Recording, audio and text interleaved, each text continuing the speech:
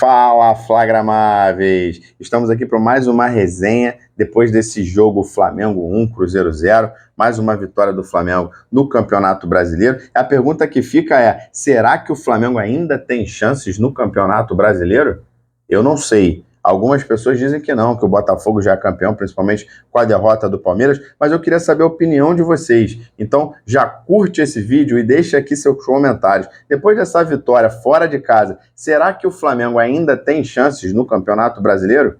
Lembrando que a gente vai falar aqui de muitas outras coisas, né? Vamos falar aqui também sobre o jogo em si, sobre esse gol do Davi Luiz, esse gol que ele estava esperando há tanto tempo, muitas faltas ele vem cobrando, né? Sofrendo, inclusive, alguns memes, né? Porque o Davi Luiz parece que ele se acha um grande cobrador de faltas, então ele vem sempre procurando bater faltas desde que ele fez um gol em Copa do Mundo dessa forma.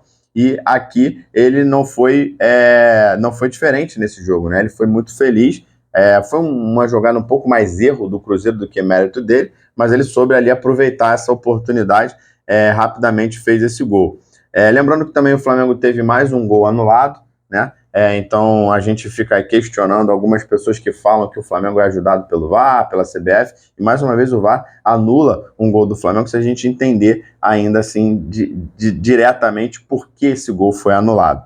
Tem muitas outras coisas para a gente falar, tem o jogo do Varela, do Fabrício Bruno, do Alan, tem a questão também aí do Ayrton Lucas vindo mal, não gostando de ser substituído e principalmente as novidades que o Felipe Luiz trouxe na sua coletiva depois do jogo. Então, assim, para começar a minha análise, né, só para vocês terem uma ideia, quando eu acompanho o jogo, eu faço umas anotações justamente para depois vir aqui e falar com vocês. Então, a minha primeira anotação aqui foi Alan fora do tom. Então, assim, não esperei ele ser expulso para fazer essa anotação. Essa é a primeira anotação que eu fiz. Então, desde os primeiros momentos do jogo, a gente percebia que ele estava um pouco alterado.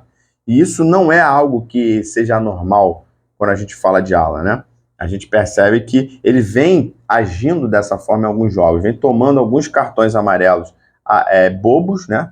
Hoje, mais uma vez, logo quando o jogo começa, ele já provoca os jogadores do Cruzeiro, o que torna o clima do jogo, ele muda o clima do jogo, e ele, por ser um jogador de marcação, tomar um cartão amarelo nunca é muito bom. Resumindo a história, ele toma um vermelho e mais uma vez prejudica o Flamengo, deixando o time com menos um jogador vendido, já que o Felipe Luiz ali não tinha nenhuma outra substituição para fazer, já tinha gasto todas as 3 paradas que ele podia fazer, e simplesmente o time corre mais uma vez o risco de não sair com a vitória. Então, assim, de fato, cada vez mais a gente percebe que parece que a camisa do Flamengo não pesou muito bem no Alan, né? Ele não conseguiu encaixar muito bem no estilo de jogo do Flamengo, no fato de ser um jogador de um clube como o Flamengo. Então, assim, gostaria de chamar a atenção disso, não sei a opinião de vocês com relação a ele. Eu sei que muita gente critica ele dizendo que ele é ruim, que ele não é jogador, que não quer ele jogando, mas analisando por esse ponto, eu acho que o Felipe Luiz está certíssimo quando, por exemplo, ele coloca o Everton Araújo à frente do Alan, né? Inclusive para uma final da importância que tem essa final da Copa do Brasil, porque mais vale colocar um garoto inexperiente que ainda comete alguns erros do que colocar um jogador que com certeza vai tomar um cartão amarelo logo no início e vai deixar ali a parte de marcação, né, de defesa, prejudicada, porque ele não vai conseguir mais fazer nenhum tipo de marcação forte. Então, nesse sentido, é importante observar esse momento do Alan no Flamengo, né? Uma outra coisa que me chamou a atenção, eu não sei se vocês observaram isso, é que durante a semana, obviamente, todo mundo sabe que a gente teve problema com o Bruno Henrique nesse possível envolvimento com manipulação aí de apostas, né, de cartão amarelo. E ele pediu para jogar, acho que isso foi importante mentalmente para ele pede para jogar, ele joga, e não só joga, né, como ele tem também a braçadeira de capitão. Então, assim, apesar de dentro de uma hierarquia dos capitães do Flamengo ele estar dentro, eu acho que no momento em que ele vira o foco de algo negativo, a diretoria poderia muito bem pedir para o Felipe Luiz não dar essa braçadeira de capitão para ele, mas o Flamengo reitera esse apoio ao jogador, dando a braçadeira de capitão. Inclusive o Felipe Luiz fala isso na entrevista dele, né? Ele fala sobre respeitar a presunção de inocência, de confiar na inocência do Bruno Henrique.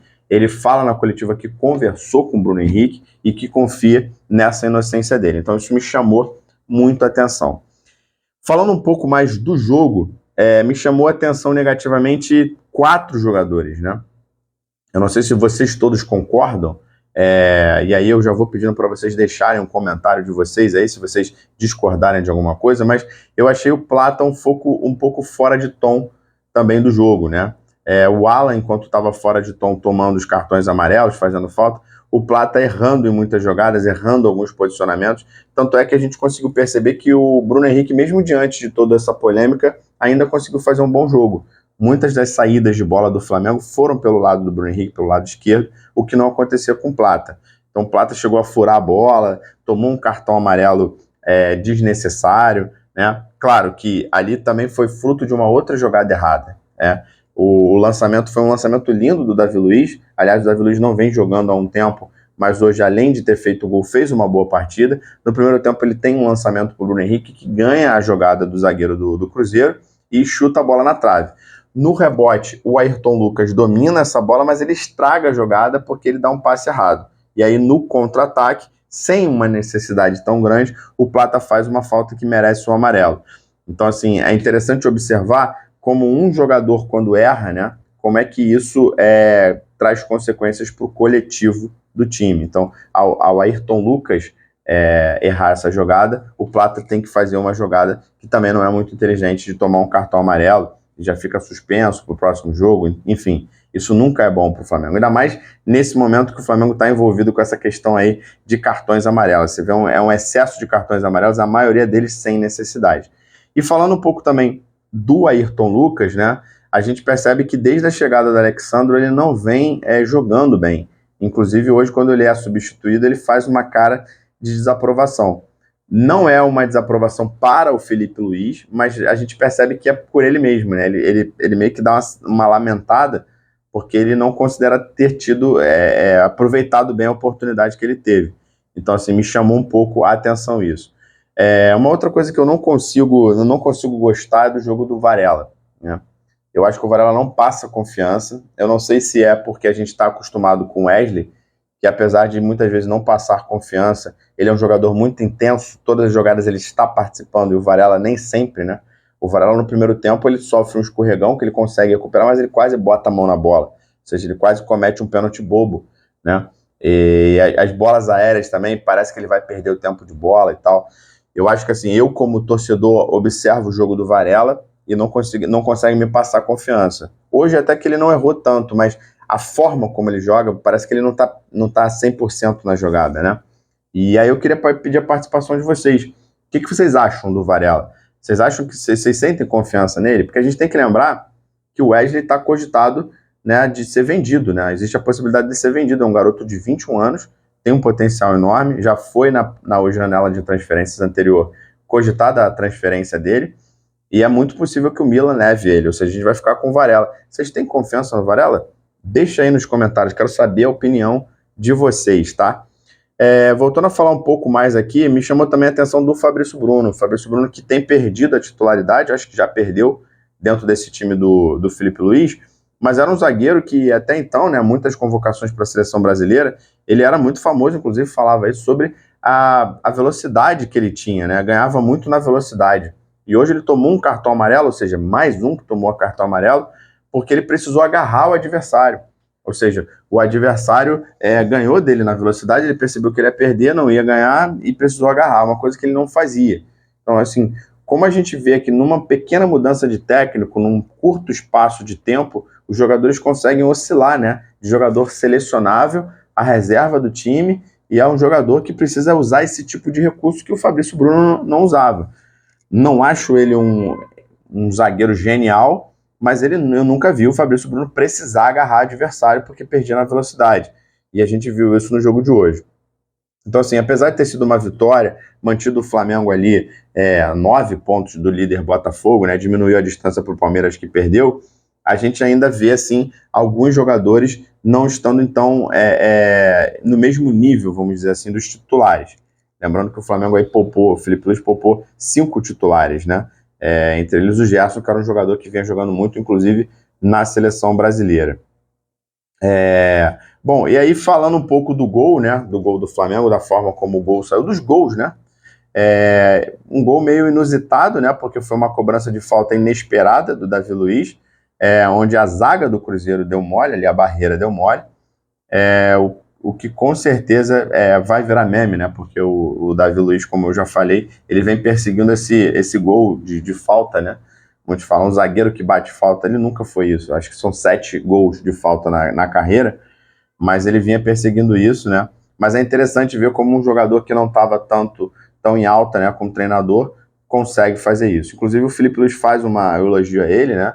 Diz que ele é genial, que nesse sentido ele ganha os elogios como treinador, mas que a culpa não é dele, a culpa o mérito é todo do jogador que faz a jogada.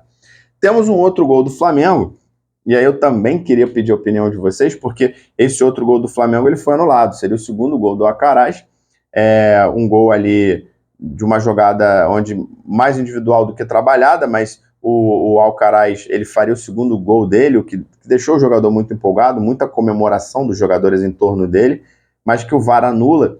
E o problema não é o VAR anular, né? É a gente, enquanto espectador e torcedor, entender por que esse gol foi anulado. Porque ontem, por exemplo, eu assisti ao jogo do Botafogo contra o Vasco, e o Vasco teve um pênalti, né? Que era marcado contra ele e que foi anulado, e que foi mostrado porque foi anulado, o cartão vermelho foi aplicado, porque antes não tinha sido aplicado, então tudo foi muito explicativo naquele lance, né? Ainda que você concorde ou não, aquilo foi explicado. Então, os torcedores que estavam no jogo, como os que estavam em casa, ou não torcedores, como eu, apenas espectadores, ali tiveram esclarecida a situação, o que não aconteceu hoje, porque a gente não sabe exatamente por que o gol do Flamengo foi anulado. Foi porque bateu no jogador, mas esse jogador estava impedido ou não estava? Um jogador que bateu o escanteio estava à frente, mas ele não participa da jogada. A bola bate em quem? Né? Não fica muito claro, o juiz não é chamado, né, para analisar essa situação junto do VAR. O Felipe Luiz, inclusive, dá uma declaração na coletiva dele dizendo assim, quem sou eu para discordar de 5 caras que estão dentro da cabine do VAR podendo ver o replay? Então eu confio que eles estão fazendo o trabalho deles. E até tem um detalhe, né, com relação a esse depoimento, porque o Felipe Luiz completa dizendo que tem confiado muito e cada vez mais, né, são palavras dele, cada vez mais tem gostado da arbitragem do futebol brasileiro. Eu não sei se de fato ele tem gostado, se ele realmente observou uma evolução. Ele disse que os árbitros têm deixado o jogo rolar. Eu não sei se realmente ele tem percebido isso ou se isso é um recado, né?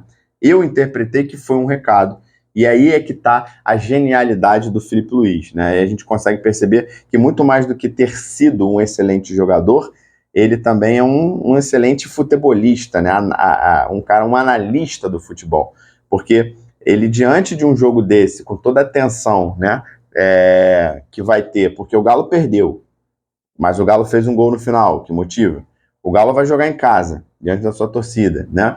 O Galo vem de uma derrota, o Flamengo ganhou jogando fora contra o Cruzeiro, o Galo também botou um time reserva, também jogou fora, mas perdeu. Então chega pressionado, porque se não ganhar esse título, ele está longe dessa vaga na Libertadores, que todos os clubes sonham. Então é um jogo pressionante, né? Assim, nem sei se existe essa palavra, mas é um jogo que pressiona a arbitragem, pressiona todos, né?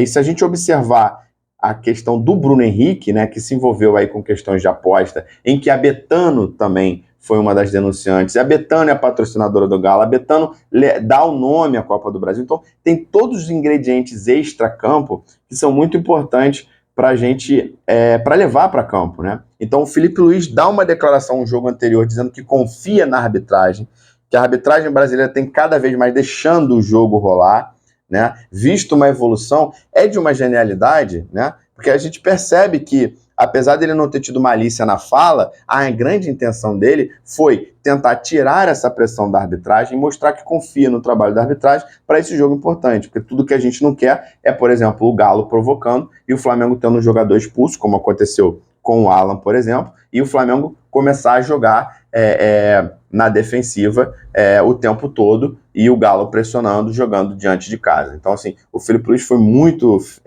feliz, né, na sua declaração e muito inteligente também. Lembrando que essa situação, né, do Alan sendo expulso, a gente percebe que isso também aconteceu contra o Corinthians. Então, assim, aconteceu contra o Corinthians, já tinha acontecido com o Carlinhos, né, contra o Grêmio, aconteceu de novo agora né, contra o Cruzeiro, aconteceu contra o Flamengo, né, ou seja, a favor do Flamengo e contra o Juventude, no jogo também antes do primeiro jogo da Copa do Brasil. Então, tem tido muitas expulsões, então isso prejudica, né? Um time com um jogador a menos, né, prejudica o espetáculo do futebol, né? Você perde essa questão do equilíbrio. Então, essa declaração do Felipe Luiz, a meu ver, ela foi muito inteligente. Eu acho que foi isso, eu acho que aqui a gente falou tudo. Falamos principalmente dessa questão do apoio do Flamengo, né? E do Felipe Luiz dando esse apoio aí da presunção da inocência ao Bruno Henrique. Apesar de ter sido um jogo que para muitos não valeu de nada, mantém o Flamengo na briga do Campeonato Brasileiro. Lembrando que o Botafogo ainda tem jogos difíceis a fazer, como, por exemplo, enfrentar o Palmeiras fora de casa, né? O Flamengo ainda não tem essa vaga na Libertadores de 2025 garantida, então é sempre muito importante, tendo em vista que rivais diretos como São Paulo e Inter ganharam na rodada. Então, assim, ao meu ver, foi uma vitória de 1-0, mas ela foi uma vitória de goleada, né? Então não foi só 1-0 com um gol meio de sorte, mas foi assim, aquele 1-0 que dá essa moral para o Flamengo diante do Galo numa final. Lembrando, mais uma vez, que o Galo também jogou no mesmo horário e perdeu o seu jogo, né? Jogando contra um time de menor expressão, jogando contra o último colocado do Campeonato Brasileiro, o Galo perde. E o Flamengo joga contra um time de meio de tabela, né, o 8º colocado, parte de cima da tabela, também fora de casa, e ganha.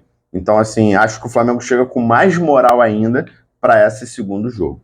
E aí que eu pergunto a opinião de vocês, né? Vocês acham que o Flamengo vai se favorecer dessa vitória contra o Cruzeiro? Deixa aqui nos comentários a sua opinião. Gostaria também de pedir que você curtisse esse vídeo se você gostou, que você siga a gente se você não seguiu ainda, para você não perder outros vídeos como esse. Em breve nós vamos lançar outros vídeos aí falando das últimas notícias, comentando um pouco das últimas notícias do Flamengo antes desse jogo tão importante, que de fato é o jogo mais importante do ano do Flamengo. Lembrando que a gente sempre tem lives nos dias seguintes aos jogos do Flamengo. Então segue a gente, acompanha a gente também lá no Instagram e no TikTok para você não perder quando é que a gente vai fazer a próxima live. Beleza? Deixa aí nos seus comentários o que você achou do que a gente falou aqui. Beleza? Até a próxima, pessoal. Um abraço.